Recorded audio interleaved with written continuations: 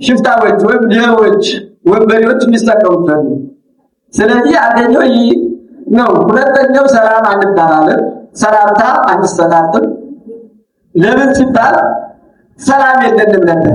እንዳልኳችሁ አዳም አትብላ ያለውን በለስ ከበላ በኋላ ሰላም አጥቶ ነው 5500 ዘመን ከመላእክት ጋር ተጣልቶ ከፈጣሪው ጋር ተጣልቶ ከእንስሳት ከአራዊት ጋር ሳይቀር ተጣልቶ ሰላምን አጥቶ ሲበዘበዝ የነበረበት ዘመን የ5500 ዘመን ሰላምን ያጣበት፣ ፍቅርን ያጣበት፣ አንድነትን ያጣበት መርገመ ኃጢአት በሰው ልጅ ሰፍሮ የነበረበት። ሌላው ሶስተኛው ፍታት የለም። ሰዎች በኃጢአት ማሰሪያ ታስረው የኖሩበት ዘመን ስለሆነ በነፍሳቸው በስጋቸው ታስረው ነው አምያይት የነዋ ነፍሳት ወደ ገሃነም ሁልጊዜ ይላካሉ። ያስሩ ነፍሶ ያወት ደግሞ ነፍሳቸው ልጅ ያሰረ ማለት በእሳት ሰንሰለት በእሳት ማሰሪያ ወይም ደግሞ በኃጢአት ማሰሪያ አስሮ ወደ ሲኦል አውርዶ በሲኦል አስሮ በነፍሳቸው በስጋቸው ተቆራይቷቸው 5500 ዘመን ኑሯል። ስለዚህ ፍታት የለም ማለት ነው። የተፈታነ መቼ ነው? ዓርብ በ9 ሰዓት ክርስቶስ ነፍሱ ከስጋው ላይ በአካለ ነፍስ ወደ ሲኦል ወርዶ በአካለ ስጋ ደግሞ ወደ መቃብር ወርዶ በስጋችን በነፍሳችን ከታሰርንበት ከዲያብሎስ ማሰሪያ ፈቶናል። ሌላው አራተኛው ከጸሎት መካከል ካሉት አባቶቻችን ከደረሷቸው ራሱ ባለቤቱ ክርስቶስን ካስተማረን ጸሎት መካመልክ ማድረግባቸዋል። ለምሳሌ በጸሎታችን አሁን በግብረ ሕማማቱ በቅዱስ ያሬድ ጸሎተ ዜማ የምንመለከታቸው ወይም ደግሞ የምናነባቸው የምንተረጉማቸው ብዙ ከነቢያትም ከሊቃውንትም ከመነኮሳትም ከአዲሳትም ያሉ መጻሕፍት ናቸው። በተለየ መልኩ ግን መልካ ማርያም መካጀል የቅዱሳንን መልክ አንደግም። ለምን አንደግም ሲባል ኢሳይያስ አስቀድሞ በትንቢቱ ተናግሯል። ክርስቶስ ከመጎለቱ በፊት ከ700 አስቀድሞ የነበረው ነው።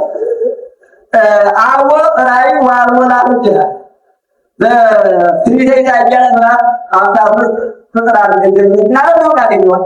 ደምግባት የለውም ክርስቶስን ደምግባት የለውም ብሎ በትንቢት ነገሩ።